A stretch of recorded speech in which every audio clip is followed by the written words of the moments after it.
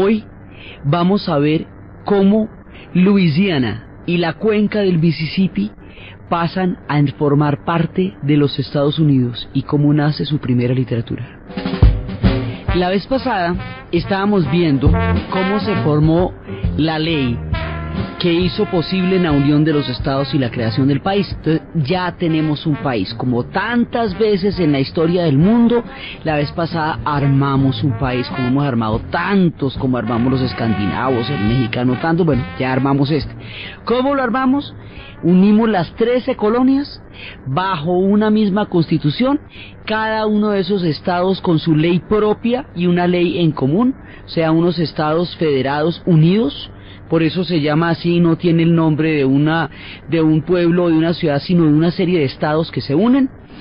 Les pusimos un límite. El límite estaba en la línea Mason-Dixon, que es el que separa el norte del sur.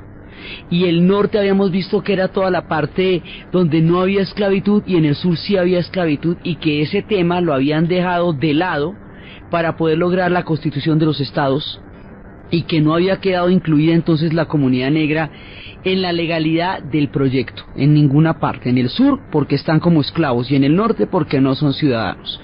Habíamos visto cómo tenían un límite que eran los Apalaches por ahora, y cómo en la parte de la línea Mason-Dixon el límite que eran los Apalaches. Se habían puesto de acuerdo en cómo iba a ser esto de la ley. Entonces la ley iba a ser un Estado de Derecho con separación de poderes, y había una consonancia entre la ley que gobernaba a cada uno de los estados y la ley que gobernaba a todos en conjunto, y que esa alternancia era la que interpretaban los jueces. Y habíamos visto que esto tenía derechos constitucionales para cada persona, individuales, que eso se llaman las enmiendas. Y bueno, y listo, ya nos quedó el país. Es un país chiquito, ahí en ese momento es un país pequeñito, pero es peribera, pero ahí está. Una vez creado este país, con los estados, con los límites, con la unión y con las leyes, ahora hay que meternos en el tema de la política internacional. ¿Cómo se va a relacionar este país recién nacido con los estados europeos y con los demás pueblos del continente? Entonces, lo primero que pasa, que va a alterar el curso de los acontecimientos, es que inmediatamente después de haber sido nombrado George Washington presidente de los Estados Unidos, 10 semanas después estalla la Revolución Francesa, cae la Bastilla.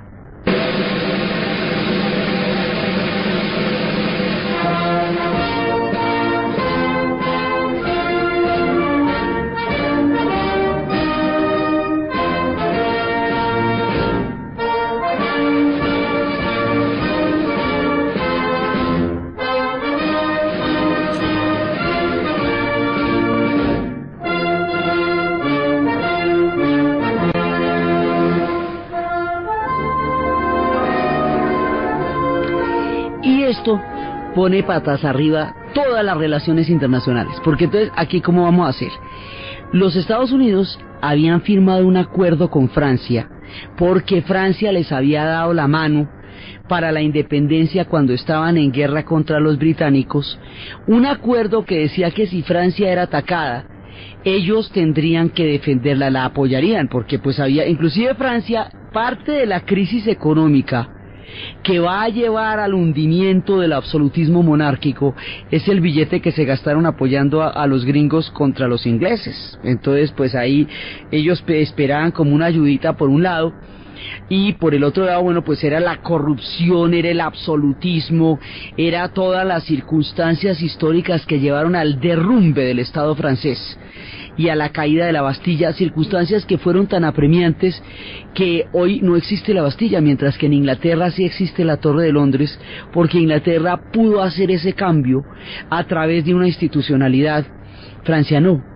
Y estas tres habíamos visto que eran las vertientes de lo que sería después el Estado de Derecho. Entonces, ¿qué hacemos con Francia? ¿La apoyamos? Pero eso es una revolución que decapita reyes. Eso, digamos, hay mucha gente dentro de Estados Unidos que considera que esto no les va no le van a seguir el juego a Francia, porque hay un momento en que la revolución se desprestigia por el régimen del terror.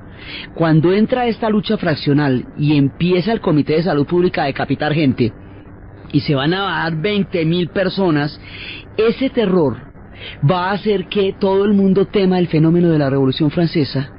Y como hay un momento en que los girondinos, que eran la fracción más radical, como decir la izquierda de la revolución, suben al poder, entonces no se sabe, digamos, qué tendencia tomar. Como los girondinos, como fracción más radical de la revolución, adoptan, entre las leyes que adoptan y entre las medidas que adoptan, es el sistema métrico decimal. Y en los Estados Unidos mucha gente de los estados no está de acuerdo con ellos y en últimas no los van a apoyar. Entonces deciden una cosa re loca. Como no van a apoyar a Francia, los jacobinos van a adoptar el sistema métrico decimal, pues los Estados Unidos no lo adopta. Entonces, en lugar de medir como todo el mundo en kilómetros, en metros, en centímetros y en milímetros, que es como la mayoría del universo está organizado, que es como los franceses organizaron el sistema métrico, pues los Estados Unidos quedó con su sistema ese rarísimo de yardas, de codos, de millas, de pies, de pulgadas, que solo lo entienden ellos y solo lo manejan ellos. El resto de nosotros medimos en centímetros, milímetros y medimos en kilómetros, porque fue como los franceses instauraron, y ellos no, porque no estaban de acuerdo con los jacobinos, cosas de las medidas y la ideología poniendo sus condiciones sobre el sistema métrico del mundo. El asunto es que no los van a apoyar, pero ¿cómo hacen? Si firmaron ese acuerdo. Entonces, aquí, ¿qué hacemos? Dicen, bueno, pero ese acuerdo lo firmamos con el rey, con Luis XVI. ¿Qué hacemos? ¿Decimos que ya no vale porque el rey no está? No, eso queda como muy maluco. No, pero ¿sabe qué? Vamos a hacer una cosa. Como realmente Francia va a entrar en guerra, pero Francia es la que entra en guerra con Inglaterra, entonces nosotros lo que vamos a decir es que Francia ella no fue atacada, ella fue la que atacó. Entonces, como Francia es la que atacó, pues nosotros ahí no la apoyamos porque ella inició la guerra. Era literalmente si Francia era atacada, pero ella fue la que empezó la guerra, y así se escurren del bulto y entonces declaran la neutralidad frente a los franceses. Y mientras tanto sigue el proceso revolucionario hasta llegar al punto en que va a subir Napoleón.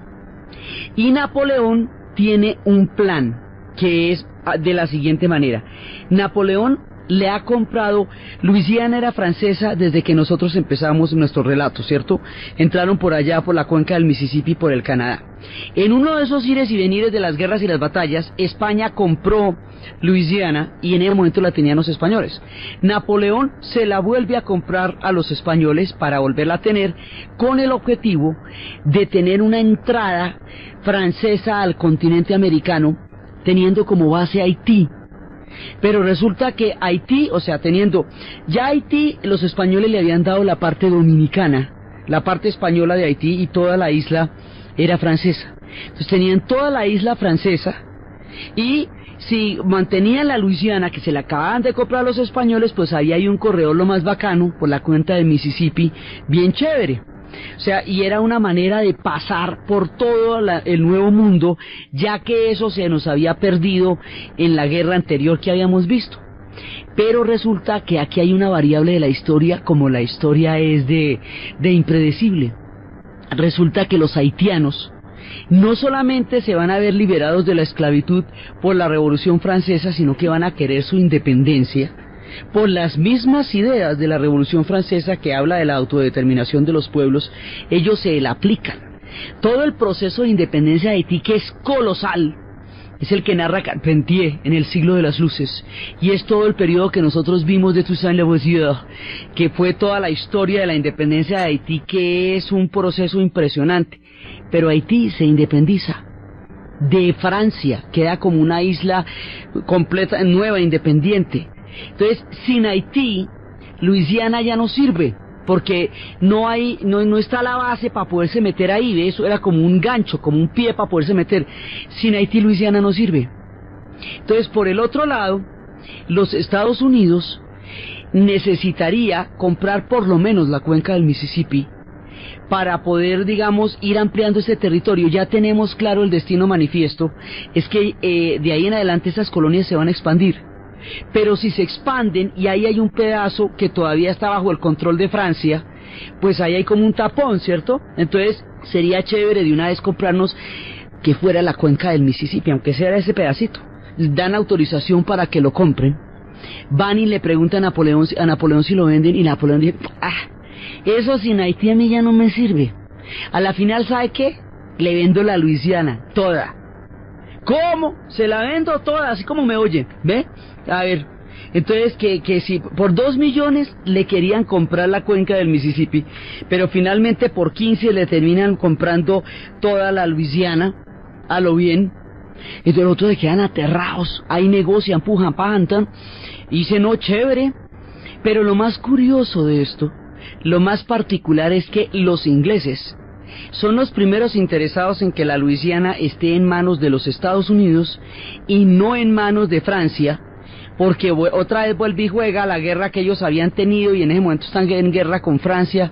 Entonces para ellos es más en manos de los Estados Unidos. Entonces, por estas paradojas del destino y de la historia de los deje y manejes, ¿cómo les parece que los banqueros británicos son los que le terminan prestando el billete a los gringos para comprarle Luisiana a Napoleón?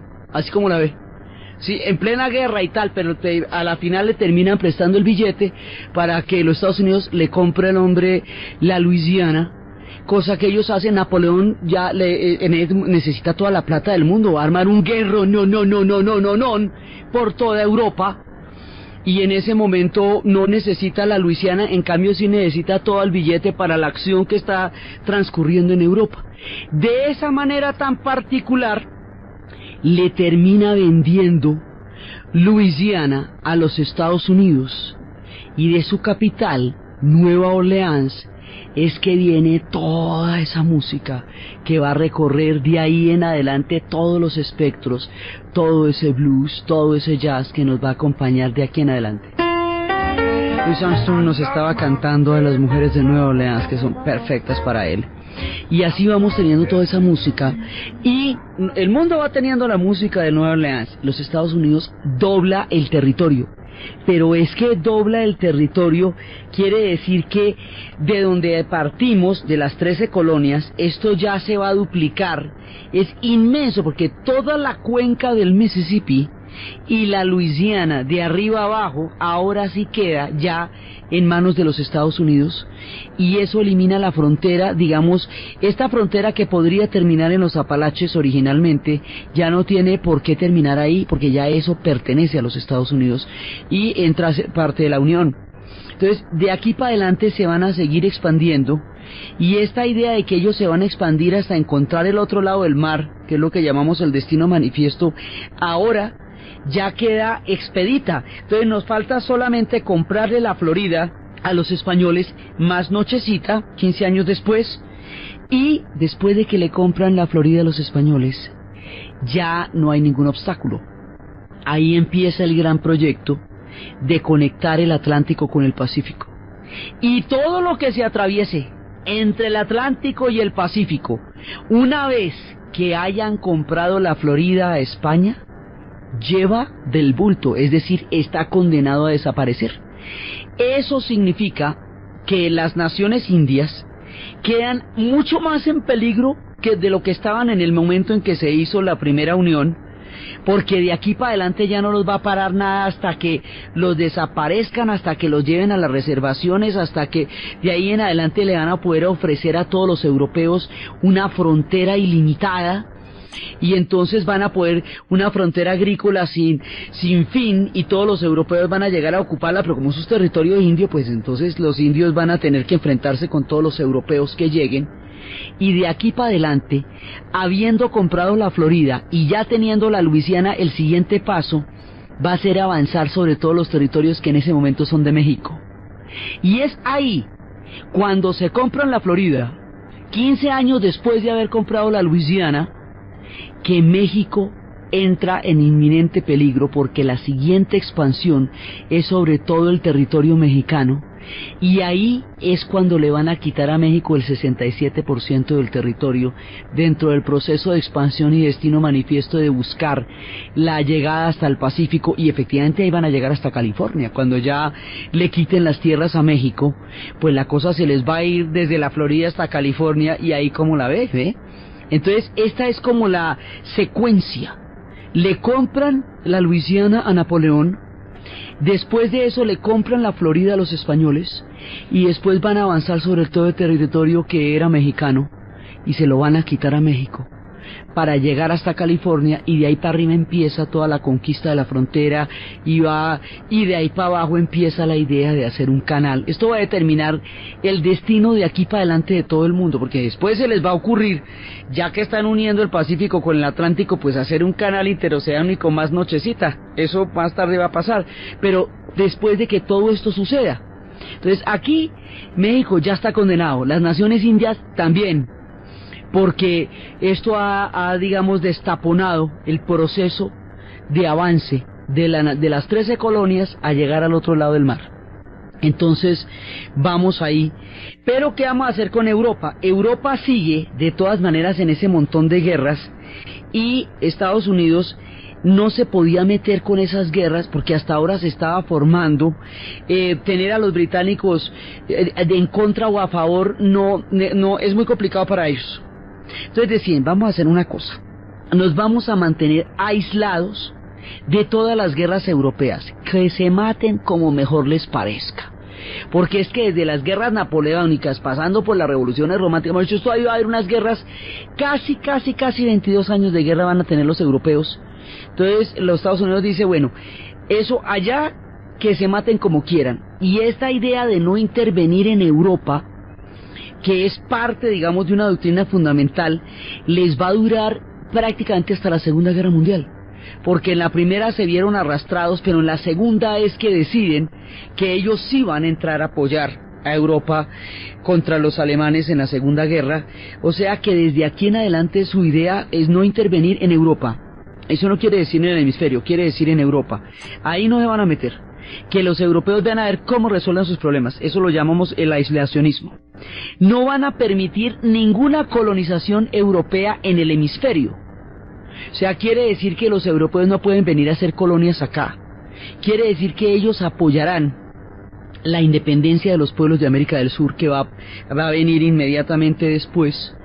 Y que eso quiere decir, por ejemplo, que más adelante, ya cuando llegue la última independencia, la de Cuba contra España, ellos se van a meter del lado de Cuba contra España. Pero el tema es que los europeos no se vayan a meter en el continente, en ninguno de los lados. Por eso era que la idea de que los franceses se metieran en el canal de Panamá, hacer un canal interoceánico, era peligrosísima, de acuerdo con este planteamiento. Este planteamiento se va a conocer con el nombre de la doctrina Monroe. Y la doctrina Monroe, esto de América para los americanos, tiene en su sentido original, eso más noche tiene otras connotaciones, pero al principio lo que quiere decir es que los europeos no pueden establecer ningún tipo de colonia en toda la América, y que los Estados Unidos no se va a meter en las guerras europeas, que en este continente todo el mundo que se libere va a quedar liberado, y los europeos no van a tener ninguna injerencia en la suerte y en el destino de este continente de aquí para adelante. Eso es lo que quiere decir América para los americanos. Después ya esto va a tener las intervenciones se van a dar dentro del hemisferio, pero no con Europa. Esto deslinda la historia de los europeos, las guerras de los europeos y cualquier tentación que tengan los europeos de retomar colonias en el continente americano. Eso es lo que significa. Entonces, de esa manera, ellos deciden que no esa es su política exterior, no meterse con nadie, declararse neutrales, aprovechar esos conflictos para poder resolver el tema de los territorios y empezar su proceso de expansión. Y así es que ellos van creando su país y van empezando su proceso de expansión. La figura de George Washington va a ser muy importante para ellos, por eso va a ser la capital, va a llevar su nombre, la nueva capital va a llevar su nombre, y él va a recordarnos la idea de un personaje que en tiempos del Imperio Romano se llamaba Cincinnatus. Cincinnatus tenía la idea de no aprovecharse del poder. Cincinnatus era un agricultor, y en un tiempo de una crisis de Roma le dieron las armas para que dirigiera y solventara la crisis. Él se puso al frente de los ejércitos, solventó la crisis, asumió la situación, la resolvió, y cuando la resolvió se devolvió para su casita con su arado fresco de la vida, donde nadie más lo fuera a buscar. El ejemplo de este hombre, que no se aprovechó del poder cuando tuvo la oportunidad, va a ser emulado por George Washington, cuando después de la guerra de independencia le digan que se tome el poder. No, él dice, no, él se va para su finca. Y es mucho tiempo después cuando van a elegirlo presidente, ya una cosa es elección de presidente, que él va a aceptar, pero él es un hombre que se va a alejar del poder. Y eso, por ejemplo, no pasó en América Latina, salvo en el caso de San Martín, que también dejó la independencia lista y se fue. Por este ejemplo de Cincinnatus, es que hay una ciudad en Estados Unidos que se llama Cincinnati, y era, digamos, como una de las inspiraciones políticas de George Washington, esta figura que solventaba una crisis pero no se aprovechaba del poder, pudiendo hacerlo en un momento de árgidas circunstancias. George Washington va a ser presidente, y luego un día que va a salir en un frío bien horrible, le va a dar una gripa de esas bien miedosas, y en lugar de curarle la gripa con agüepanelita, pues digámoslo así, tranquilamente en la camita, le hacen 4 sangrías de esas que eran en la época, y termina muriéndose de eso. Entonces, pero va a ser una figura icónica, y por eso se llama así la capital. Entonces, ahora ya tienen todo muchísimo más consolidado. Ya está la nación, ya están los procesos de expansión, ya está la ley, ya están las condiciones en que se van a gobernar. Ahora falta crear un imaginario, y el imaginario lo va a dar la literatura. Y aquí es que va a empezar a nacer una literatura propiamente americana, que es lo que le va a dar el primer sustrato de existencia cultural, una vez que hayan existido ya en forma de nación. Ahora vamos a crear el imaginario, y el imaginario lo da la experiencia literaria. El primero que va a empezar a formar este imaginario literario es Washington Irving.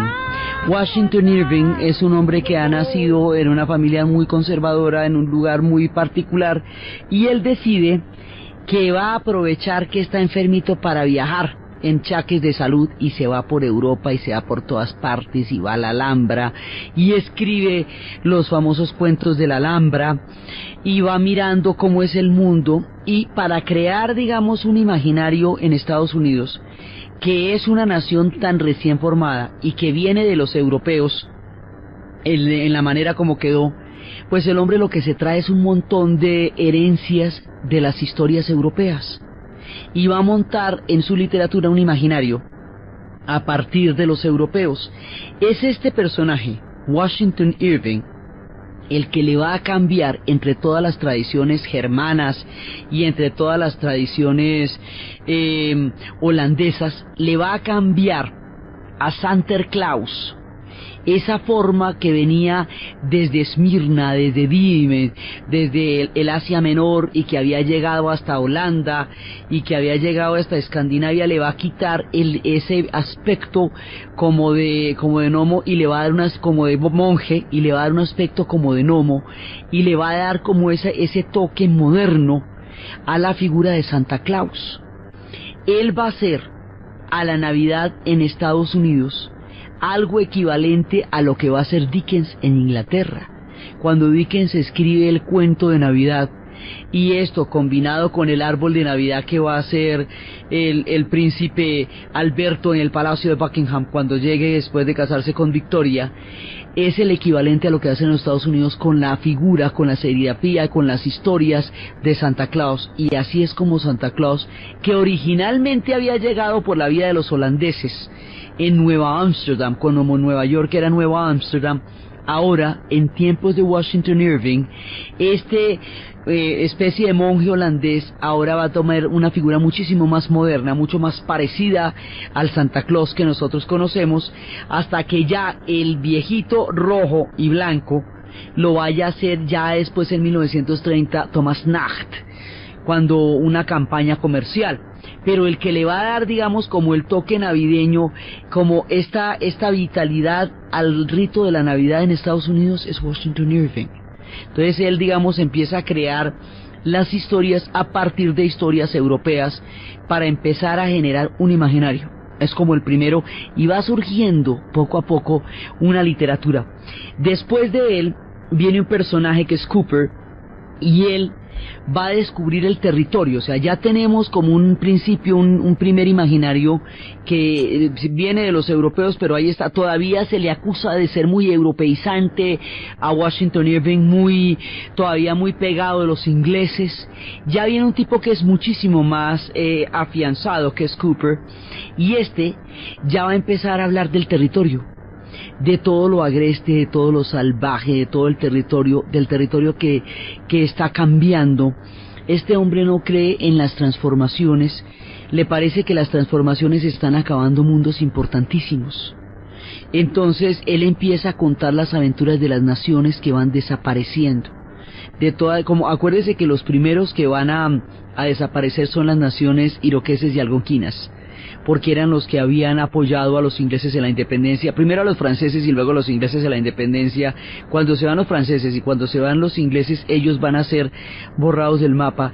Él empieza a recobrar la nación india que se está acabando, y esa manera de recobrar la nación india pone en el imaginario de la literatura estas figuras de las naciones indias, y particularmente pone la figura del último mohicano, esa película, esa novela que va a ser una película, que se hizo una versión relativamente reciente con Daniel Day-Lewis y con Madeleine Stowe, del último mohicano. Esas son todas las historias de Cooper. Cooper va a tener un montón de historias de aventuras, un montón de historias de acción, un montón de historias que le van dando todo un ritmo a la literatura, y va creando ese imaginario de acción que va a ser tan importante y tan poderoso en la construcción cultural de los Estados Unidos. Pero él va a ser el canto a las naciones indias, y es el que va a ser traducido a miles de idiomas, que se conozcan las historias de las tierras indias. Y entre él, después de él viene John Longfellow, y John Longfellow va a convertir la leyenda de Hiawatha en un poema.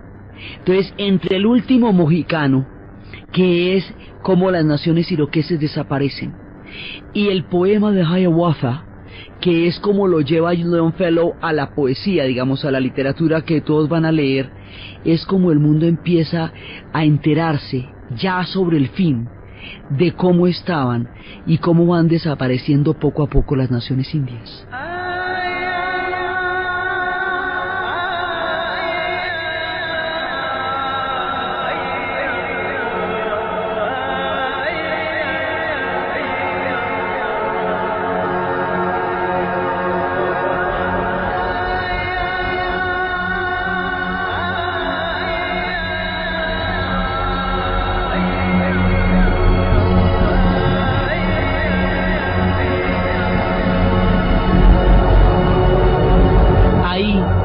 Viendo las primeras naciones, las grandes federaciones de los iroqueses y los algonquinos, y con ellos el último mohicano y la literatura de Hiawatha. De esta manera Hiawatha va a ser conocido por el mundo blanco, por el mundo de los lectores europeos y americanos, porque en las naciones indias él era el que había llevado la paz y la concordia.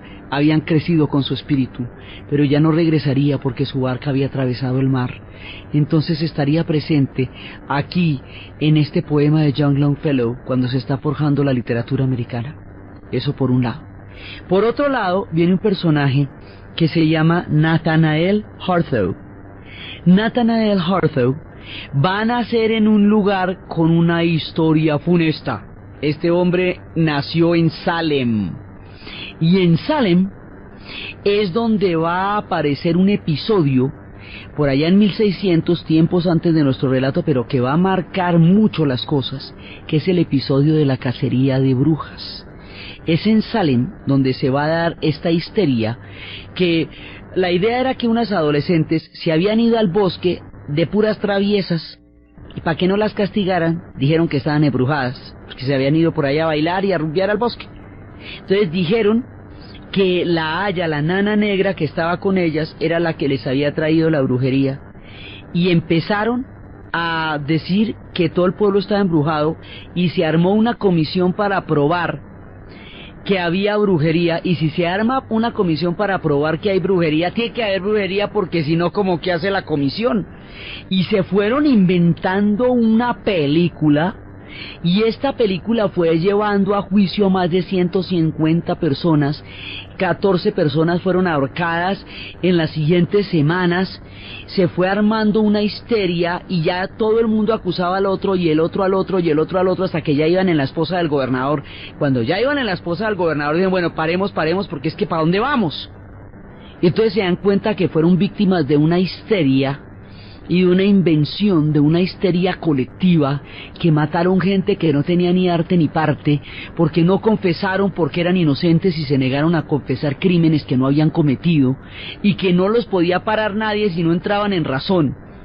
Y esta cacería de brujas quedó escrita en la historia de la infamia, y quedó escrita en un momento en que las cacerías de brujas se estaban dando en Escocia en tiempos de Jaime I, cuando iba a volver Jacobo, y que no venía Jacobo, que porque 3 brujas habían hecho un hechizo en el mar y por eso no podía volver Jacobo, empezaron a perseguir a todas las brujas en Escocia, y en esa época era cuando se consideraba que la mujer era propiedad del hombre. Entonces si una mujer era bruja era porque el hombre se lo había permitido, entonces las metían en el lago, y si no se ahogaban era porque eran brujas, y entonces las sacaban, las quemaban y quemaban al marido, así que el marido les ponía pesas en las faldas para que se hundieran de una vez y se ahogaran en lugar de quemar a toda la familia. Y por eso fue que 3 brujas se fueron en un barco para Port Royal, que era la isla de los piratas, era un puerto en Jamaica donde la rumba era total, y dicen que estas 3 se enamoraron de un hombre y que le lanzaron una maldición por haber sido zafón con ellas, y en esa maldición hay una tormenta terrible, y en esa tormenta se acaba Port Royal. Era la época de la histeria de toda la cacería de brujas, que en últimas terminó siendo una guerra contra las mujeres, porque era una persecución contra el erotismo, unas historias que se habían forjado desde las épocas de los celibatos en Europa, cuando las mujeres se consideraban que eran la amenaza fundamental contra la castidad y el celibato, y empezó a castigarse el erotismo, y empezó una guerra contra las mujeres, la cosa más tenaz, y esta guerra va a llegar a un punto de histeria en Salem, y allá se va a dar un proceso que va a ser muy famoso por lo arbitrario, por lo equívoco, por lo aberrado, por lo errático, y de ahí en adelante, cuando se da un proceso de histeria, cuando se persigue la conciencia de la gente sin fundamento alguno, distinto de la sospecha, el miedo, la superstición y la histeria, se dice que hay una cacería de brujas. Más adelante, en los 50 del siglo XX, en tiempos del macartismo, cuando el senador McCarthy arrancó a perseguir a todo el mundo, y a los escritores y a los literatos y a los actores y a los productores y a la gente de Hollywood y a los escritores de novelas policíacas y a todo el mundo, Arthur Miller escribiría una obra de teatro que se llamaría Las Brujas de Salem, rememorando este infausto capítulo de su historia de la cacería en ese país y en ese pueblo, y de ahí en adelante quedaría con este nombre a las persecuciones de conciencia, las brujas de Salem. Pues de allá, de la tierra donde pasaron todo este montón de barbaridades, es que van a ser Nathaniel Harthoe, y Nathaniel Harthoe es el primero que va a cuestionar elementos fundamentales de la moral puritana, porque dice, la moral puritana en términos políticos es una maravilla, porque lleva a los derechos de los individuos, a que no haya una imposición religiosa de unos sobre otros, a la igualdad de los estados, a la igualdad de las colonias, mucho lo bonito. Pero desde el punto de vista de la moral con las mujeres, esto es aterrador, porque puede llevar a una mujer al escarnio y a la desgracia, y a la persecución y al aislamiento de la manera más terrible. Tiene un manejo de lo erótico, de lo sexual y de la mujer en general perverso, y es el primero que lo cuestiona a través de una novela que se llama La Letra Escarlata. Y La Letra Escarlata es una historia aterradora donde una mujer ha tenido un hijo de un hombre muy prestante que es casado, y ella es una mujer soltera, digamos, es una mujer sola, sin marido, y ha tenido un hijo de un hombre casado, y por este hijo, cuya identidad del padre ella jamás revelará, para mostrar su escarnio, para obligarla a estar en situación de vergüenza pública, la obligan a llevar sobre el peto de su delantal, de su vestido, bordada por ella misma en letra dorada, una letra escarlata, con la inicial, una letra roja, con la inicial de su propio nombre, para que todo el mundo la vea. La marcan, ¿me entiende? La señalan, la marcan para que todo el mundo vea que es una proscrita. Y que es una proscrita porque transgredió la inquebrantable, rígida y terrible moral puritana.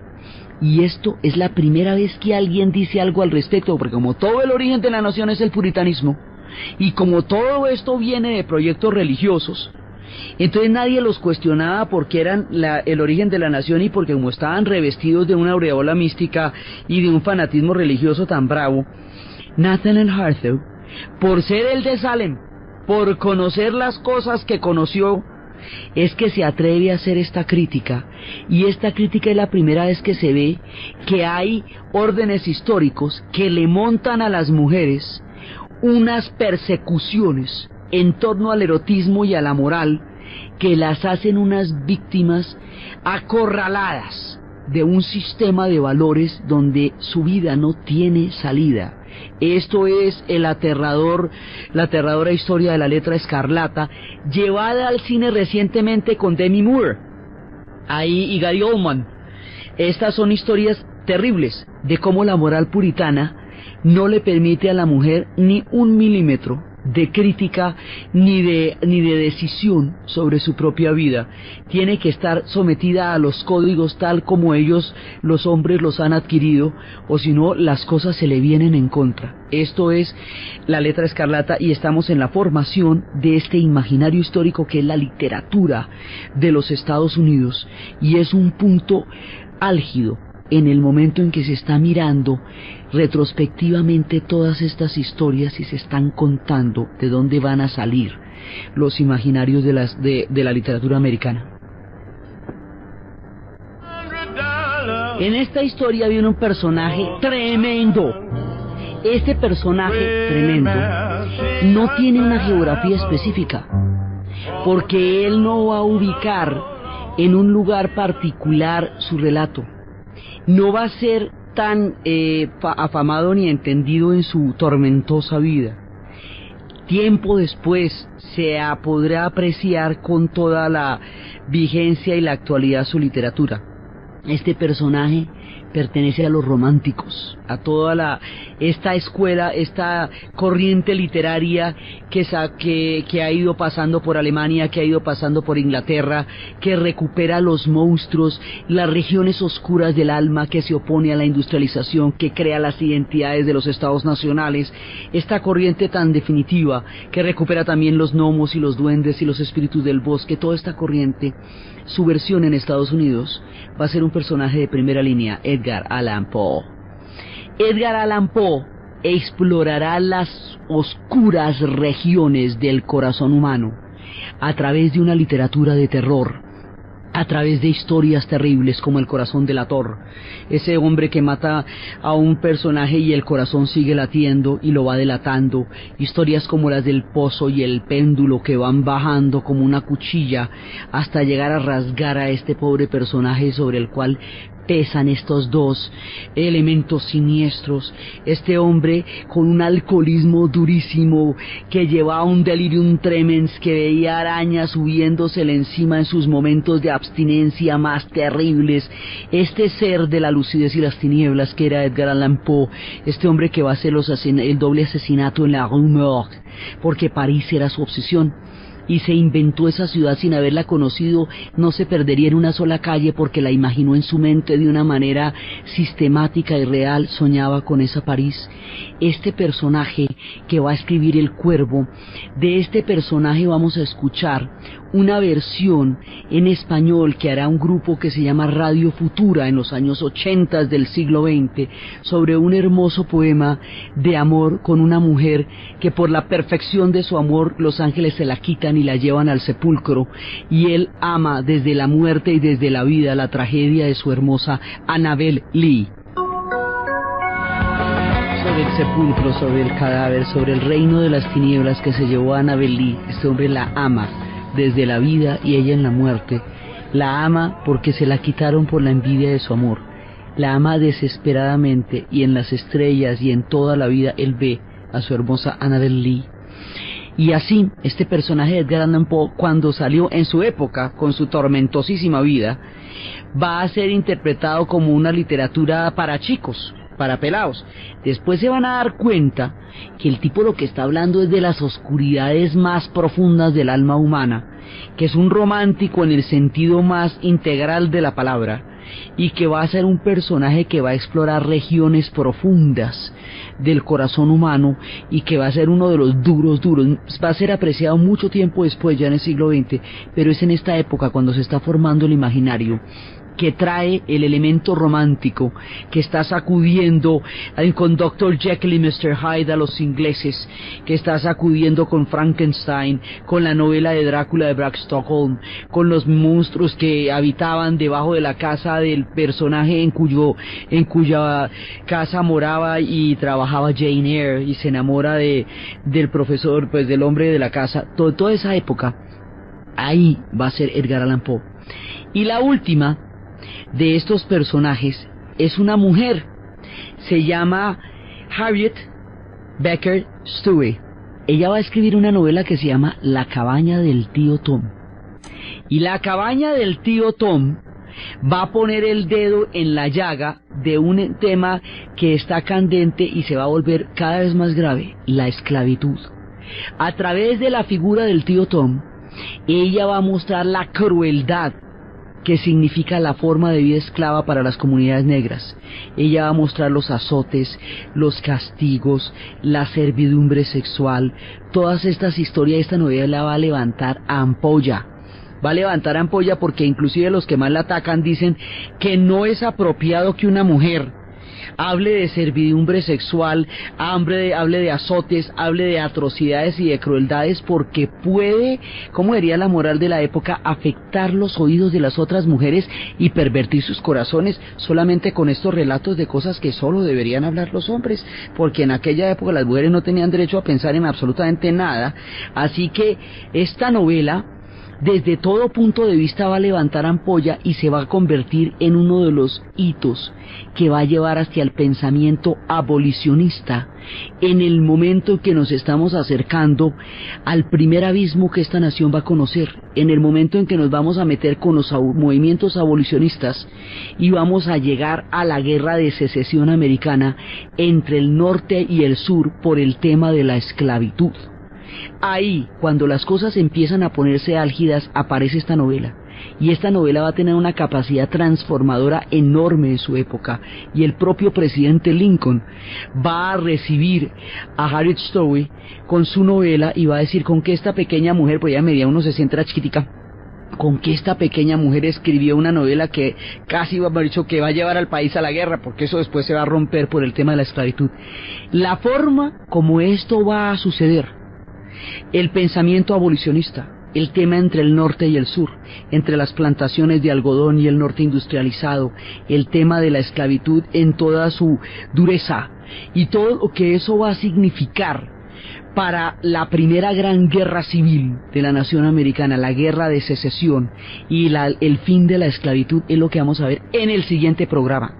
Entonces, desde los espacios de la llegada de Luisiana y todo el mundo de blues y la cuenca del Mississippi, que va a abrir una frontera ilimitada, que va a condenar con esa expansión ilimitada a las naciones indias y a los pueblos mexicanos, desde los espacios donde se van incorporando el jazz y el blues en las tierras donde van a venir estos sabores franceses, desde la doctrina Monroe de América para los americanos, desde la formación de la literatura, desde los fantasmas profundos clásicos de Edgar Allan Poe, desde los cuestionamientos morales de Nathaniel Hawthorne y desde el pensamiento abolicionista y la primera novela que pone el dedo en la llaga de Beckett Stowey sobre la cabaña del tío Tom, en la narración de Ana Uribe, en la producción Jessy Rodríguez, y para ustedes feliz fin de semana.